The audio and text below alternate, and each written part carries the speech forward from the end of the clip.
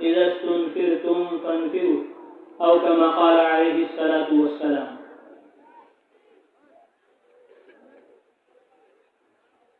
ساڈی اتے تھوڑی کامیابی دین وچ ہے، ملک اتے مال وچ کامیابی نہیں۔ جے ملک وچ کامیابی ہوندی تو فرعون کامیاب ہوندا، فرعون ناکام ہوا۔ پتہ چلیا کامیابی دین وچ ہے، دعوت وچ ہے، عبادت وچ ہے، ملک وچ مال وچ کامیابی۔ یہ ہماری ایسی زبردست اور اہم بات ہے جو دنیا کے ہر انسان کو ہمیں اور تمہیں سمجھانی ہے کہ ہماری اور قیامت تک آنے والے سارے انسانوں کی کامیابی صرف اور صرف ایمان اور اعمال میں ہے، صرف اور صرف دین میں ہے، قرآن اور حدیث میں ہے، سنت اور شریعت میں ہے۔ ملک میں مال میں کامیابی نہیں۔ اس کا یقین جتنا دل میں ہوگا اتنا دین ہماری زندگی میں آئے گا، اتنی سنت ہماری زندگی میں آئے گی، اتنی شریعت اور عبادت ہماری زندگی میں آئے گی۔ آج یقین کا ضعف ہے اور اس کی کمزوری ہے، جس کی وجہ سے دین ہماری زندگیوں سے نکلا ہوا ہے، دعوت ہماری زندگیوں سے نکلی ہوئی ہے، عبادت کو، دعوت کو، اپنے مقصد حیات، مقصد زندگی کو ہم بھولے ہوئے ہیں۔ ملک کے یقین نے اور مال کے یقین نے ہمیں دین سے، دعوت سے دور کر دیا۔ اس لیے ہم سب کو اس باطل یقین کو دل سے نکالنا ہے کہ ملک میں کوئی کامیابی نہیں۔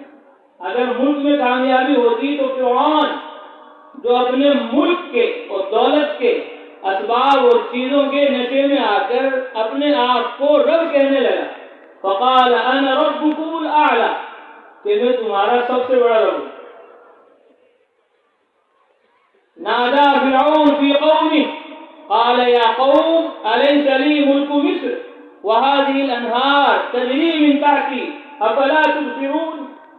فرعون نے تقریر کی اور ڈینگے ماری اپنی قوم میں اور کہنے لگا الیس لی ملک مصر، کیا میں مصر کا بادشاہ نہیں ہوں؟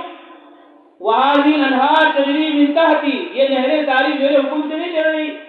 افلا تبصرون، تمہیں نظر نہیں آ رہا ہے میری حکومت اور میری طاقت اور میری قوت؟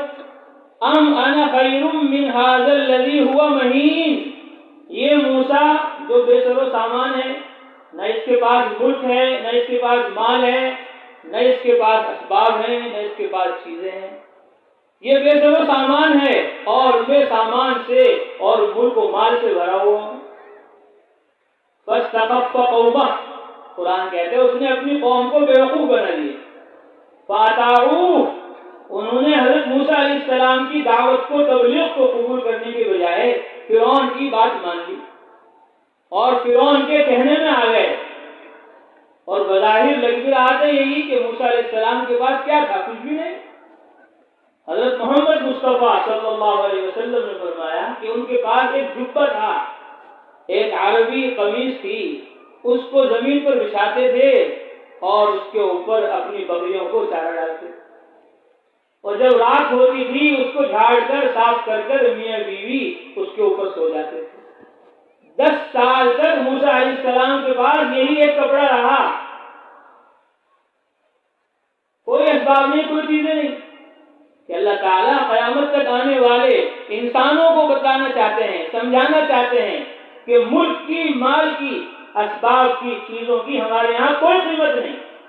اگر ہمارے یہاں ملک کی قیمت ہوتی، مال کی قیمت ہوتی، اسباب اور چیزوں کی قیمت ہوتی تو ہم سب سے زیادہ مال اور سب سے زیادہ اسباب اور سب سے زیادہ چیزیں حضرت موسیٰ علیہ السلام کو عطا فرماتے، جو جلیل القدر نبی ہیں، اولو العزم نبیوں، رسولوں، پیغمبروں میں ان کا شمار ہے۔ قرآن کا 3 پارہ اٹھاؤ، قرآن کہتے ہیں تلک الرسل فضلنا بعضهم على بعض منهم من کلم اللہ، یہ رسولوں کی، پیغمبروں کی جماعت ہے، ہم نے بعض کو بعض سے افضل بنایا ہے۔ منهم من کلم اللہ، بعض نبی وہ ہیں جن سے اللہ نے بات کی ہے۔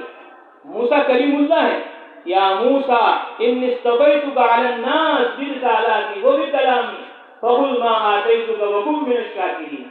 اللہ نے ان کو رسالت عطا فرمائی، نبوت عطا فرمائی اور شرف کلام عطا فرمائی۔ کوہ طور پر اللہ تعالیٰ نے ان سے بار بار باتیں کی، لیکن ان کے پاس کچھ سامان نہیں۔ بتانا چاہتے ہیں کہ مال میں کامیابی نہیں ہے، اسباب میں کامیابی نہیں ہے، کامیابی ایمان اور اعمال میں ہے۔ دیکھو فرعون ملک کو مال کے ڈینگے مار رہا تھا، فَأَخَذَهُ اللَّهُ نَكَالَ الْآخِرَةِ وَالْأُولَىٰ، اللہ نے پکڑ لیا اس کو دنیا اور آخرت کی سزا میں، دنیا میں غرق کر دیا اور آخرت میں حرق، ہمیشہ ہمیشہ اس کو آگ کے اندر جلنا پڑے گا۔ فَأَخَذْنَاهُ وَجُنُودَهُ فَنَبَذْنَاهُمْ فِي الْيَمِّ، پکڑ لیا ہم نے فرعون کو، اس کے لشکر کو، اور سمندر میں ڈال دیا۔ اغرقنا آل فرعون، غرق کر دیا ہم نے فرعون کو اس کی فوج کے ساتھ۔ وَأَنجَيْنَا مُوسَىٰ، اور ہم نے موسیٰ علیہ السلام کو نجات دے دی، وَمَن مَّعَهُ، اور جو ان کے ساتھ تھے ان کو بھی نجات دے دی۔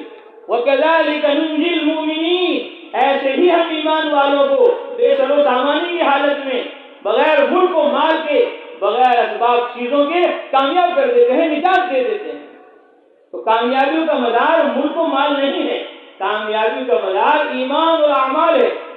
اس لیے اللہ نے فرمایا یا ایھا الذین آمنوا ارکعوا، اے ایمان والوں، مسلمانوں، کلمہ پڑھنے والوں، لا الہ الا اللہ محمد رسول اللہ صلی اللہ علیہ وسلم کا یقین کرنے والوں، ارکعوا، رکوع کرو، واسجدوا، سجدے کرو۔ ایک رکوع نہیں صرف، ایک سجدہ نہیں صرف، ایک جمعہ نہیں صرف، ایک رمضان اور عید اور بقرعید نہیں صرف، اور ایک شب برات اور شب قدر نہیں صرف۔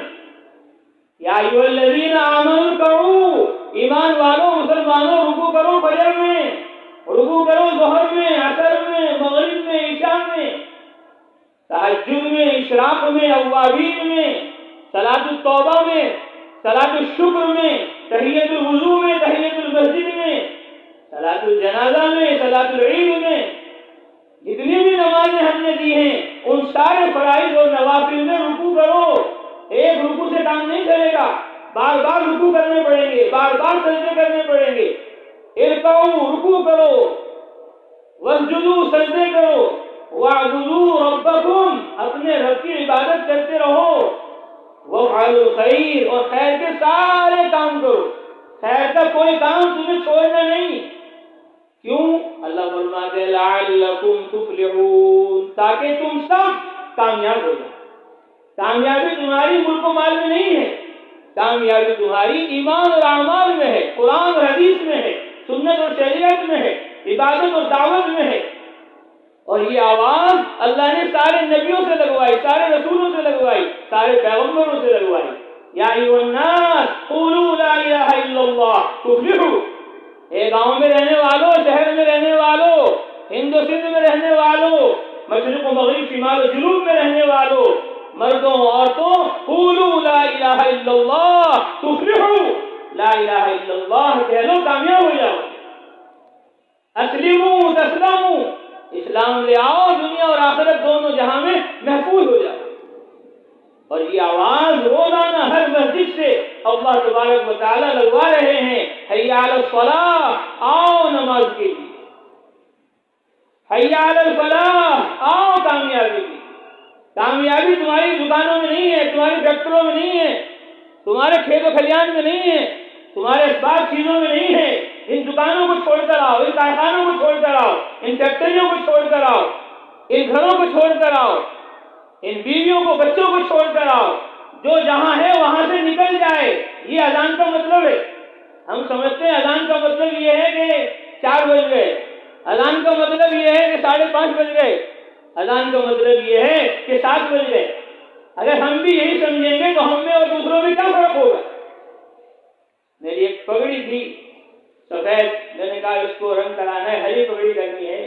میں ایک دکان پر گیا سہارنپور میں جامع مسجد کے قریب، میں نے کہا بھائی اس کو رنگنا ہے، کہا ٹھیک ہے۔ میں نے کہا کس وقت آؤں؟ کہ جب 4 والی اذان ہوگی آ جائیے۔ غیر جانتے ہیں کہ 4 میں بھی اذان ہوتی ہے، اور ایک 5:30 پہ بھی ہوتی ہے، اور ایک 7 پہ بھی ہوتی ہے۔ جب 4 والی اذان ہوگی تو آ جائیے۔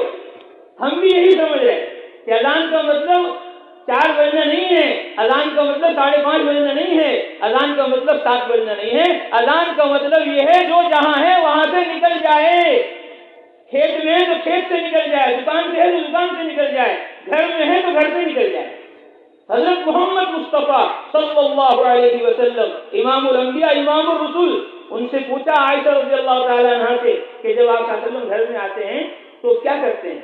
کہ گھر میں آتے ہیں وہی کرتے ہیں جو تم کرتے ہو، گھر میں آتے ہیں سلام کرتے ہیں، گھر میں آتے ہیں بات کرتے ہیں، گھر میں آتے ہیں کھانا پینا کرتے ہیں، گھر میں آتے ہیں ہنسی مذاق کرتے ہیں، جو کام تم کرتے ہو وہی کرتے ہیں۔ ہاں مگر اتنی بات ہے کہ حضرت محمد صلی اللہ علیہ وسلم ہمارے پاس بیٹھتے ہیں، سلام دعا کرتے ہیں، بات چیت کرتے ہیں، لیکن جب اذان کی آواز آتی ہے اللہ اکبر اللہ اکبر، اللہ سب سے بڑا ہے، اللہ سب سے بڑا ہے، تو حضرت محمد مصطفیٰ صلی اللہ علیہ وسلم ہمارے درمیان سے اس طرح اٹھ جاتے ہیں جیسے ہمیں پہچانتے ہی نہ ہو، جیسے ہمیں جانتے ہی نہ ہو، فوراً ہمارے درمیان میں سے کھڑے ہو